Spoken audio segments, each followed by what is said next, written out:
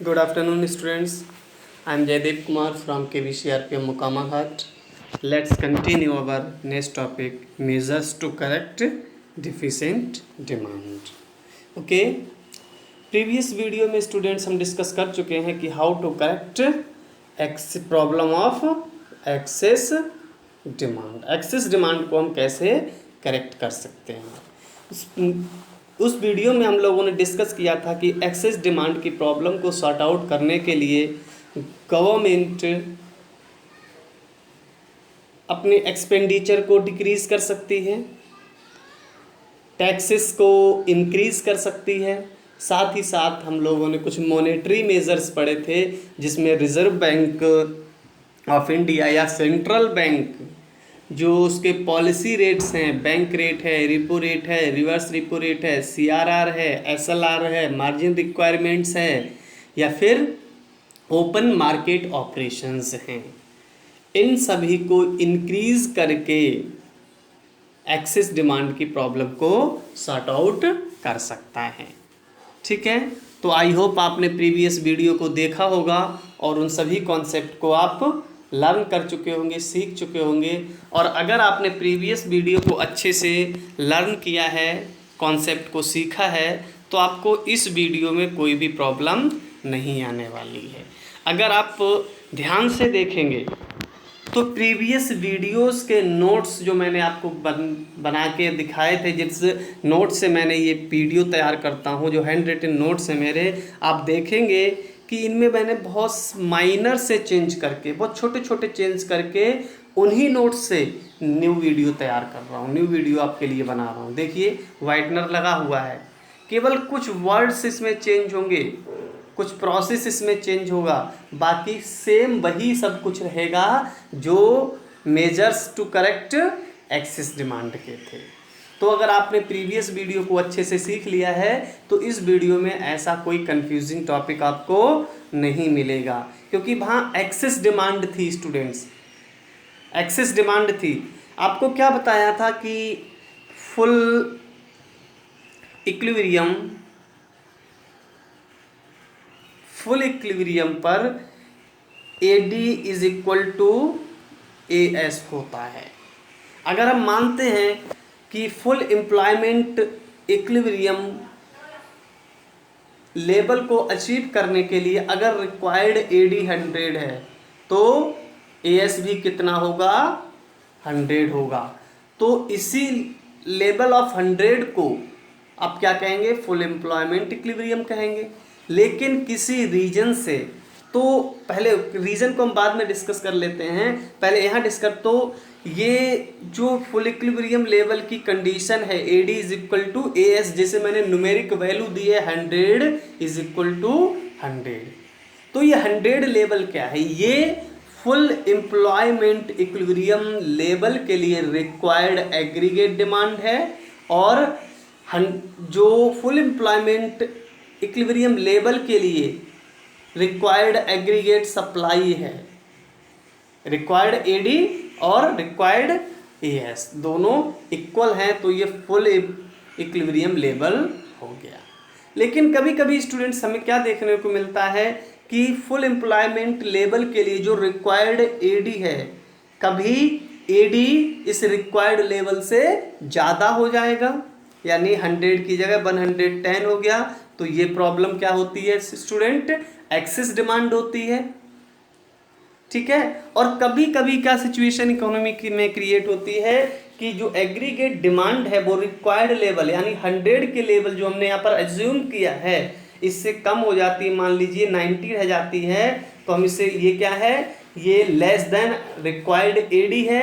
तो इस प्रॉब्लम को हम लोगों ने क्या कहा, डिफिशिएंट डिमांड कहा। क्लियर, यही बताया था ना problem of excess demand and deficient demand में।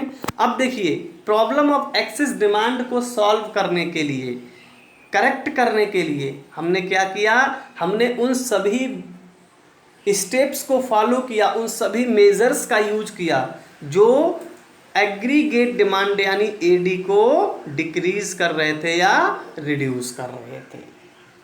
ठीक है, तो जो मेजर्स या जो स्टेप्स एग्रीगेट डिमांड को रिड्यूस करते हैं स्टूडेंट, वही मेजर्स, वही स्टेप एग्रीगेट डिमांड को इंक्रीज भी कर सकते हैं। क्लियर है? तो एक्सेस डिमांड को डिस्कस करते समय स्टूडेंट्स हमने जो मेजर्स फॉलो किए थे एडी को रिड्यूस करने के लिए, एडी को रिड्यूस करने के लिए यानी डिक्रीज करने के लिए, हम उन सभी मेजर्स को, हम उन सभी स्टेप्स को यहाँ पर क्या करेंगे, इन्वर्स कर देंगे, उलट देंगे।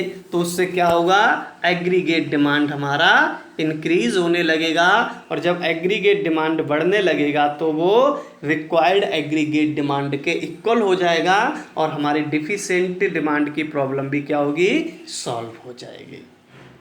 क्लियर है स्टूडेंट्स?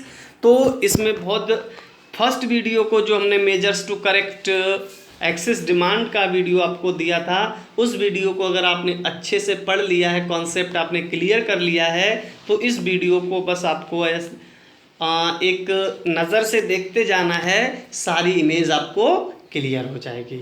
ओके, तो कंटिन्यू करते हैं इस वीडियो को। तो देखिए यहाँ लिखा है, the problem of deficient demand occurs when current aggregate demand is less than required aggregate demand.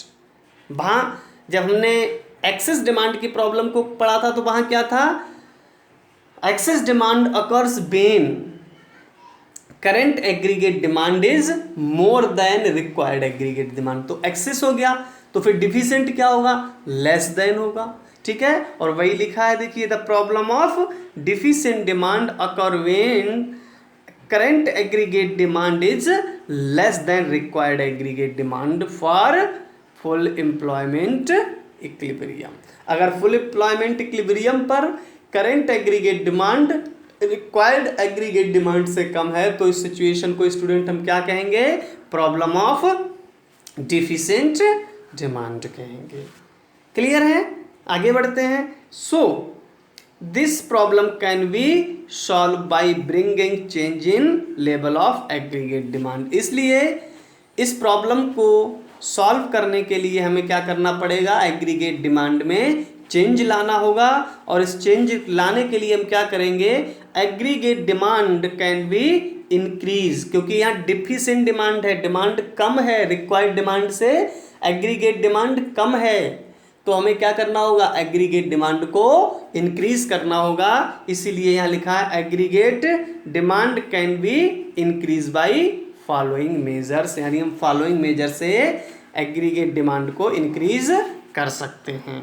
तो पहला मेजर क्या है स्टूडेंट्स, यहाँ पर देखिए, इंक्रीज इन गवर्नमेंट एक्सपेंडिचर। जब हमने इसी मेजर को एक्सेस डिमांड को करेक्ट करने के लिए पढ़ा था, तो हमने क्या लिखा था, क्योंकि डिमांड हमारी ऑलरेडी ज़्यादा, एग्रीगेट डिमांड ऑलरेडी ज़्यादा हो रही थी, तो हमें एग्रीगेट डिमांड को कम करना था। तो लोगों, गवर्नमेंट के एक्सपेंडिचर को हमने क्या किया, कम किया, ताकि लोगों के पास कम पैसा जाए, वो कम डिमांड करें, जिससे एग्रीगेट डिमांड रिड्यूस हो। लेकिन हमें यहाँ क्या करना है, क्योंकि डिफिशिएंट डिमांड है हमारी, जो करंट एग्रीगेट डिमांड है वो रिक्वायर्ड डिमांड से, एग्रीगेट डिमांड से कम है, तो हमें यहाँ एग्रीगेट डिमांड को इंक्रीज करना है। और जब एग्रीगेट डिमांड को इंक्रीज करना है स्टूडेंट, तो हमें क्या करना पड़ेगा, हाउस होल्ड्स के पास, पब्लिक के पास ज़्यादा पैसा देना पड़ेगा, ताकि वो अधिक से अधिक गुड्स और सर्विसेज को परचेज करें, जिससे एग्रीगेट डिमांड इंक्रीज हो जाए। तो पब्लिक के पास पैसा बढ़ाने को क्या करना होगा, आपको गवर्नमेंट एक्सपेंडिचर को स्टूडेंट्स इंक्रीज करना होगा। और देखिए यहाँ पर वही मेजर लिखा है, increase in government expenditure. Clear? अब कैसे वर्क करेगा, कल आपको बता दिया, इसमें बस डिक्रीज की जगह इंक्रीज लिख देना है आपको। Government expenditure is an important component of aggregate demand. Government spends huge amount on public welfare works, कल आपको मैंने बताए थे, like transfer payment. Transfer payment में पेंशन हो गया, ओल्ड एज पेंशन हो गया, पीडीएस सिस्टम हो गया, सब्सिडीज हो गई, ये सब क्या है, ट्रांसफर पेमेंट्स हैं। स्कॉलरशिप हो गई, ठीक है, एंड पब्लिक कंस्ट्रक्शन ETC। इस तरह के पब्लिक कंस्ट्रक्शंस पर या ट्रांसफर पेमेंट में गवर्नमेंट क्या करती है, बहुत ह्यूज स्पेंड करती है। इफ़ अब गवर्नमेंट स्पेंड्स बीइंग इंक्रीज, अगर इन गवर्नमेंट एक्सपेंडिचर्स को और ज़्यादा बढ़ाया जाए, then aggregate demand also increase and remains equal to aggregate supply at the level of full employment. अगर हम इस गवर्नमेंट के एक्सपेंडिचर को इंक्रीज कर दें तो लोगों के पास पैसा बढ़ेगा और वो अपनी डिमांड को इंक्रीज करेंगे और रिजल्ट क्या होगा, एग्रीगेट डिमांड इंक्रीज होके फुल एम्प्लॉयमेंट इक्विलिब्रियम लेवल पर एग्रीगेट सप्लाई के इक्वल हो जाएगी और हमारी डिफिशिएंट प्रॉब्लम सॉल्व हो जाएगी। क्लियर है? तो देखिए स्टूडेंट्स, इस मेज़र में सेम वही लैंग्वेज का यूज़ किया गया है, बस हमने क्या किया, जब हमें एक्सेस डिमांड को कंट्रोल करना था तो हमें गवर्नमेंट एक्सपेंडिचर में डिक्रीज करना था तो हमने डिक्रीज कर लिया, लेकिन हमें यहाँ डिफिशिएंट की प्रॉब्लम सॉल्व करनी है तो इसमें एग्रीगेट डिमांड को इंक्रीज करना है, इसीलिए हमने गवर्नमेंट एक्सपेंडिचर को स्टूडेंट इंक्रीज कर दिया, जिससे हमारी एग्रीगेट डिमांड भी इंक्रीज हो गई। क्लियर? ऐसे ही नेक्स्ट मेजर में देखते हैं, यहाँ देखिए लिखा है decrease in tax. Excess demand में हमने टैक्सेस को क्या किया था, एक्सेस डिमांड की जब प्रॉब्लम सॉल्व करनी थी तो हमने क्या किया था, टैक्सेस में टैक्सेस को इंक्रीज किया था ताकि लोगों की जो परचेजिंग पावर है, लोगों की जो डिस्पोजेबल इनकम है उसको कम किया जा सके, और जब पर लोगों की डिस्पोजेबल इनकम कम होगी या परचेजिंग पावर कम होगी तो रिजल्ट क्या होगा, वो कम डिमांड करेंगे और एग्रीगेट डिमांड रिड्यूस हो जाएगी और हमारी एक्सेस डिमांड की प्रॉब्लम सॉल्व हो जाती थी। लेकिन अब हमें यहाँ क्या करना है, हमें यहाँ प्रॉब्लम ऑफ डिफिशिएंट डिमांड को सॉल्व करना है। तो डिफिशिएंट डिमांड को सॉल्व करने के लिए हमें क्या करना पड़ेगा, एग्रीगेट डिमांड को बढ़ाना पड़ेगा, और एग्रीगेट डिमांड को बढ़ाना है तो लोगों के पास ज़्यादा इनकम होनी चाहिए, लोगों के पास ज़्यादा डिस्पोजेबल इनकम होनी चाहिए, और लोगों के पास अगर डिस्पोजेबल इनकम बढ़ानी है, परचेजिंग पावर बढ़ानी है तो हमें क्या करना पड़ेगा, जो हम गवर्नमेंट टैक्सेस लगाती है पब्लिक पर उस टैक्स को घटाना पड़ेगा, डिक्रीज करना पड़ेगा।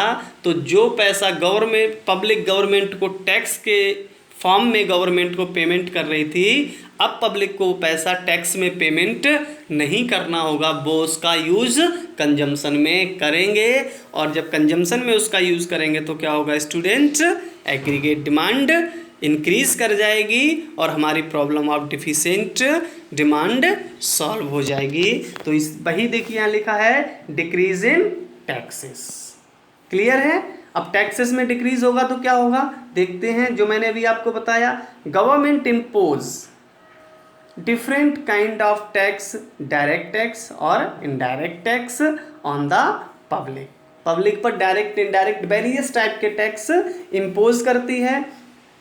If government decrease the tax on public, अगर गवर्नमेंट पब्लिक पर टैक्स डिक्रीज कर देती है, एज रिजल्ट क्या रिजल्ट होगा इसका, the purchasing power of public being increase, लोगों की परचेजिंग पावर बढ़ जाएगी, so aggregate demand also increase, और एग्रीगेट डिमांड इंक्रीज हो जाएगी और हमारी डिफिशिएंट प्रॉब्लम सॉल्व हो जाएगी। क्लियर है? नेक्स्ट टॉपिक पे चलते हैं स्टूडेंट्स। देखिए नेक्स्ट टॉपिक क्या है, इंक्रीज मनी सप्लाई और रिड्यूस मनी सप्लाई, यानी मनी सप्लाई को इंक्रीज कर देना है, सॉरी यहाँ पर रिड्यूस नहीं रहेगा स्टूडेंट्स, इसे करेक्ट कर लीजिए, यहाँ भी इंक्रीज ही होगा। ठीक है, करेक्ट करते समय ये मिस हो गया, इससे आप रिड्यूस की जगह क्या लिख लेंगे, इंक्रीज, क्योंकि मनी सप्लाई और क्रेडिट सप्लाई एक ही है। जब मनी सप्लाई इंक्रीज हो रहा है तो क्रेडिट सप्लाई भी क्या होगा, इंक्रीज ही होगा। तो आप इस रिड्यूस को हटा दीजिए, डिलीट कर दीजिए और यहाँ पर इंक्रीज लिख लीजिए। ओके, अब देखिए इंक्रीज इन मनी सप्लाई और increase in credit supply. Access demand को सॉल्व करते समय क्या किया हमने, मनी सप्लाई को डिक्रीज किया था या क्रेडिट सप्लाई को डिक्रीज किया था, क्योंकि हमें डिमांड एग्रीगेट डिमांड को रिड्यूस करना था। लेकिन हमें यहाँ पर एग्रीगेट डिमांड को इंक्रीज करना है, और एग्रीगेट डिमांड को इंक्रीज करने के लिए आपको मार्केट में पब्लिक के पास करेंसी और कॉइन्स को बढ़ाना पड़ेगा, यानी मनी सप्लाई को या क्रेडिट सप्लाई को बढ़ाना पड़ेगा। तो इसमें क्या देखिए, the Reserve Bank of India is empowered to increase money supply. पहले ही बताया है, आप यहाँ पे आरबीआई की जगह सेंट्रल बैंक भी लिख सकते हैं, ठीक है। तो कौन किसी कंट्री में मनी सप्लाई या क्रेडिट सप्लाई को इंक्रीज करने के लिए कौन एम्पावर होता है? उस कंट्री का सेंट्रल बैंक एम्पावर होता है, और हमारे कंट्री का सेंट्रल बैंक आरबीआई है। तो इंडिया में मनी सप्लाई और क्रेडिट अवेलेबिलिटी को इंक्रीज करने के लिए कौन एम्पावर है? Reserve Bank of India. Okay, आगे देखते हैं। In which leads to increase in aggregate demand, और अगर मनी सप्लाई को इंक्रीज हम कर दें तो ये क्या करेगा? एग्रीगेट डिमांड को इंक्रीज कर देगा। और RBI can increase money supply in the economy by following measures, और आरबीआई फॉलोइंग मेजर्स को यूज करके इकोनॉमी में मनी सप्लाई को इंक्रीज कर सकता है। ओके, कौन कौन से ये मेजर हैं? तो देखिए स्टूडेंट्स, कल मैंने आपको यही टेबल कल की प्रीवियस वीडियो में प्रोवाइड कराई थी, ठीक है। मैंने यहाँ पर मेजर्स को लिखा था फर्स्ट कॉलम में, जो हम मेजर्स यूज़ करेंगे उन सभी मेजर्स को लिखा था। उसके बाद मैंने उस मेज़र की यानी जो कॉन्सेप्ट हम यहाँ लिख रहे थे, जैसे बैंक रेट, इसको डिफाइन किया था। इसके बाद इसका इम्पैक्ट क्या था और रिजल्ट क्या था, इस तरह से डिस्कस किया। तो डेफिनेशन मैंने आपको कल ही सभी कॉन्सेप्ट की, सभी मेजर्स की बता दी। तो यहाँ पर डेफिनेशन लिखी है, लेकिन मैं आपसे आज डिस्कस नहीं करूँगा। आज मैं केवल आपको मेजर्स बताऊँगा, उसका इम्पैक्ट क्या होगा और रिजल्ट क्या होगा, यही डिस्कस करूँगा। आपने प्रीवियस वीडियो में जाके डेफिनेशंस को सीख लिया होगा। ओके, तो कंटिन्यू करते हैं। पहला मेजर क्या है? Bank rate. एक्सेस डिमांड को सॉल्व करने के लिए हमें बैंक रेट में क्या करना था? इंक्रीज करना था, ताकि जो कॉस्ट ऑफ लोन है, यानी लोन लेना बैंकों से महंगा हो जाए, लोग कम से कम लोन लें, ताकि उनके पास कम पैसा रहे और कम एग्रीगेट डिमांड हो।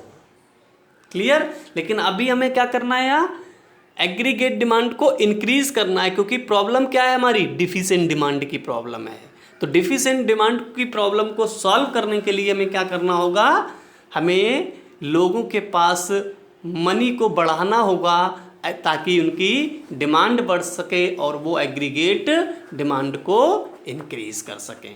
तो इसके लिए हमें क्या करना होगा? बैंक रेट को रिड्यूस करना होगा, घटाना होगा, डिक्रीज करना होगा। और जैसे ही बैंक रेट डिक्रीज होगा स्टूडेंट, इसका रिजल्ट क्या होगा? जो कॉस्ट ऑफ लोन है वो क्या हो गए?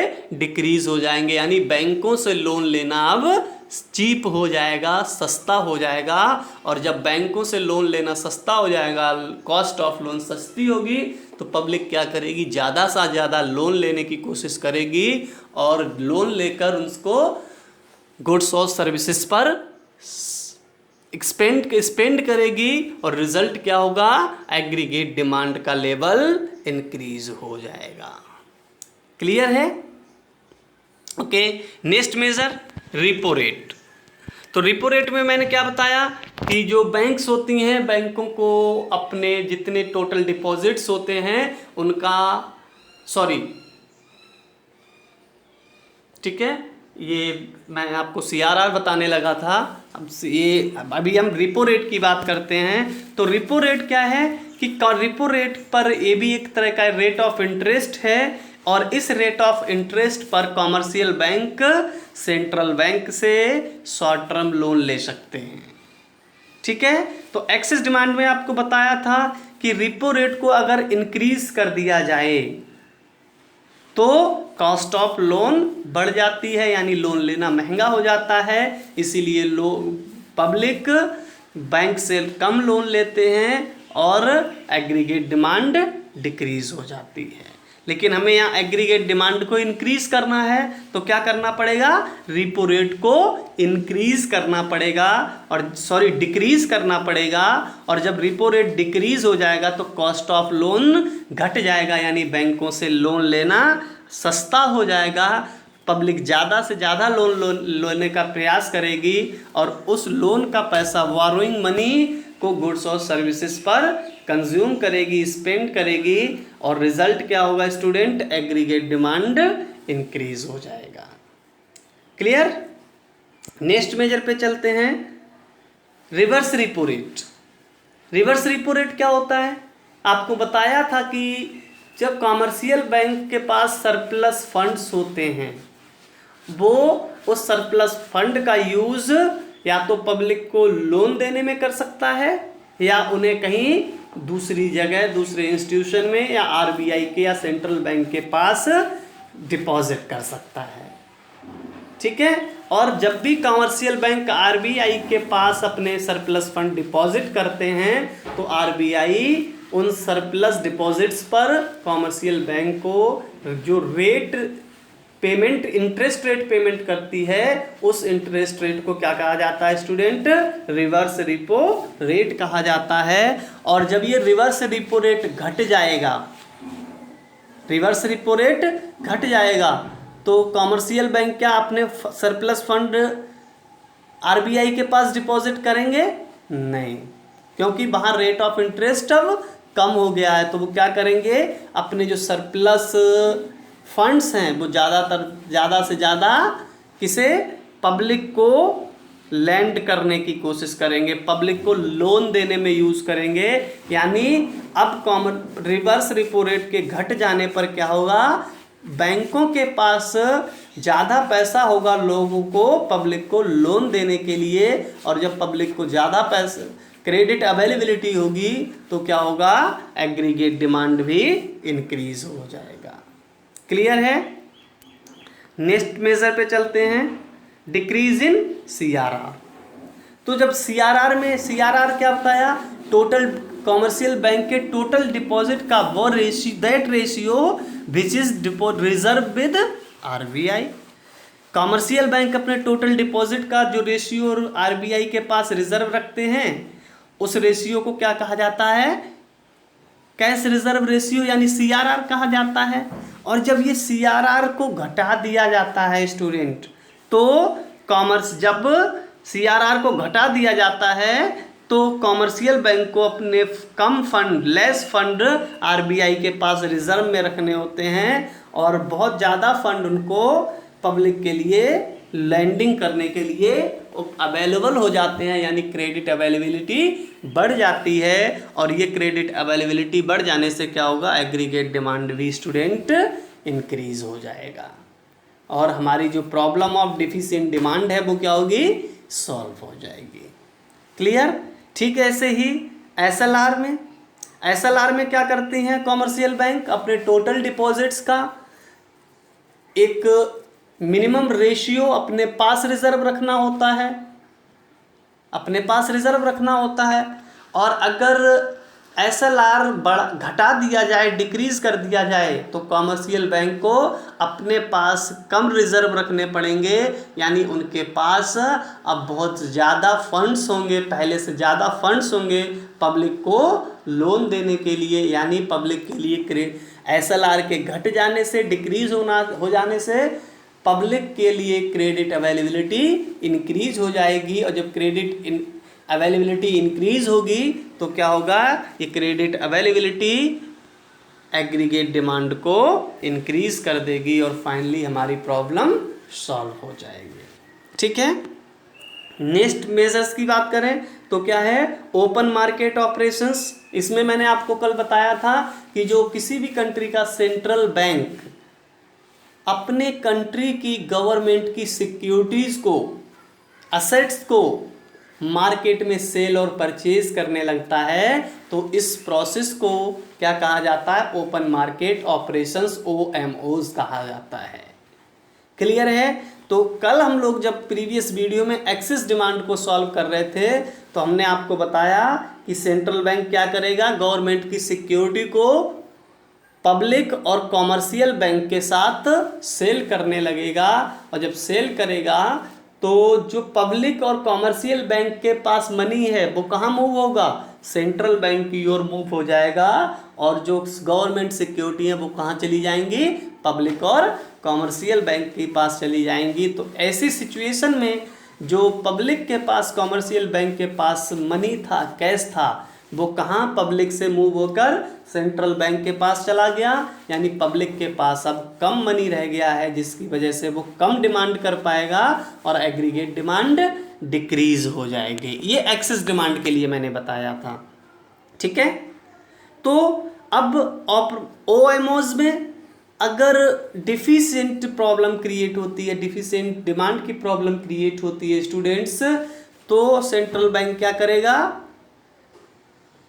हाँ, पब्लिक में और कॉमर्शियल बैंक को से गवर्नमेंट की जो सिक्योरिटी है पब्लिक के पास और कॉमर्शियल बैंक के पास, उनसे परचेज करना शुरू कर देगा।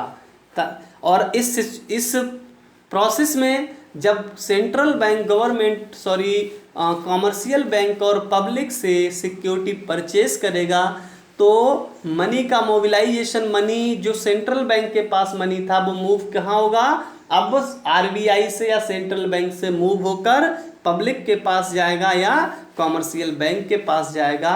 यानी लोगों के पास अब पहले से ज़्यादा पैसा होगा, ज़्यादा मनी होगा, तो वो इस मनी का यूज गुड्स और सर्विसेज को परचेज करने में करेंगे, और रिजल्ट क्या होगा, एग्रीगेट डिमांड इंक्रीज हो जाएगा और हमारी प्रॉब्लम ऑफ डिफिशिएंट डिमांड का सॉल्यूशन हो जाएगा।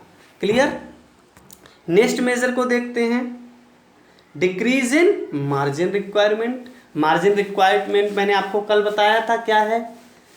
जब भी आप बैंक्स के पास लोन लेने जाते हैं तो वो आपसे कुछ ना कुछ सिक्योरिटी मांगता है। सिक्योरिटी में असेट्स हो सकते हैं आपके, मैंने बताया हाउस पेपर हो सकते हैं, आपके लैंड पेपर हो सकते हैं, अदर प्रॉपर्टी पेपर हो सकते हैं। तो इस प्रॉपर्टी की जो मार्केट में कीमत होती है, बैंक कभी उस कीमत के बराबर आपको लोन लैंड नहीं करता, बल्कि उससे कम लैंड करता है। तो जो आपकी प्रॉपर्टी की मार्केट में वैल्यू है और जो उस प्रॉपर्टी पर आपको बैंक जो लोन दे रहा है, दोनों का डिफरेंस क्या कहलाता है, मार्जिन रिक्वायरमेंट कहलाता है। मैंने आपको कल ही बताया था। और इस मार्जिन रिक्वायरमेंट को डिसाइड कौन करता है, आरबीआई डिसाइड करता है, सेंट्रल बैंक डिसाइड करता है। तो जब हम लोग कल एक्सेस डिमांड की प्रॉब्लम को डिस्कस कर रहे थे स्टूडेंट्स, तो वहाँ क्या था, हम लोगों ने डिस्कस किया था कि मार्जिन रिक्वायरमेंट को इंक्रीज कर दिया जाए तो पब्लिक के पास लोन लेने की कैपेसिटी क्या होगी, घट जाएगी। और जब लोन लेने की कैपेसिटी घट जाएगी तो उनके पास कम लोन होगा, यानी वो कम गुड्स और सर्विसेज की डिमांड करेंगे, और रिजल्ट में क्या होगा, एग्रीगेट डिमांड डिक्रीज हो जाएगा। लेकिन अभी हम प्रॉब्लम क्या डिस्कस कर रहे हैं, प्रॉब्लम ऑफ डिफिशिएंट डिमांड। तो ऐसी सिचुएशन में हमें क्या करना है, एग्रीगेट डिमांड को स्टूडेंट इंक्रीज करना है। और एग्रीगेट डिमांड को इंक्रीज करना है तो हमें लोगों तक, पब्लिक तक ज़्यादा पैसा देना होगा, ज़्यादा लोन प्रोवाइड, क्रेडिट अवेलेबिलिटी बढ़ानी होगी। और जब क्रेडिट अवेलेबिलिटी बढ़ानी है तो हमें क्या करना होगा, मार्जिन रिक्वायरमेंट्स को डिक्रीज करना पड़ेगा, ताकि जो पब्लिक है उनकी जो बारोइंग कैपेसिटी है वो क्या करे, इंक्रीज कर जाए। और जैसे ही बोरोइंग कैपेसिटी इंक्रीज करेगी, उनकी पब्लिक की क्रेडिट अवेलेबिलिटी बढ़ जाएगी, और क्रेडिट अवेलेबिलिटी बढ़ जाने से रिजल्ट क्या होगा, एग्रीगेट डिमांड भी स्टूडेंट इंक्रीज हो जाएगा, और हमारी जो प्रॉब्लम ऑफ डिफिशिएंट डिमांड है वो क्या होगी, सॉल्व हो जाएगी। तो आई होप स्टूडेंट्स आप इस वीडियो को देखे होंगे।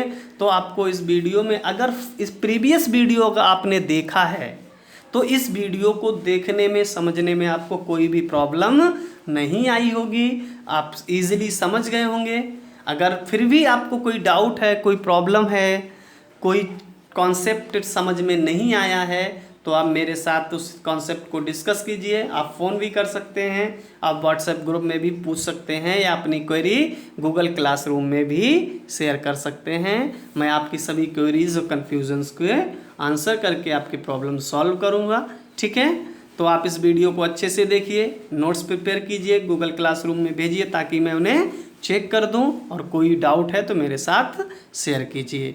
ओके स्टूडेंट, एक चीज़ और, आज हमारा ये 3rd यूनिट भी फिनिश हो गया है। नेक्स्ट वीडियो में अब हम 4th यूनिट स्टार्ट करेंगे, जिस यूनिट का नाम क्या है, government budget. Okay, government budget हमारा 4th यूनिट है। गवर्नमेंट बजट को हम नेक्स्ट यूनिट में अब नेक्स्ट वीडियो में डिस्कस करेंगे।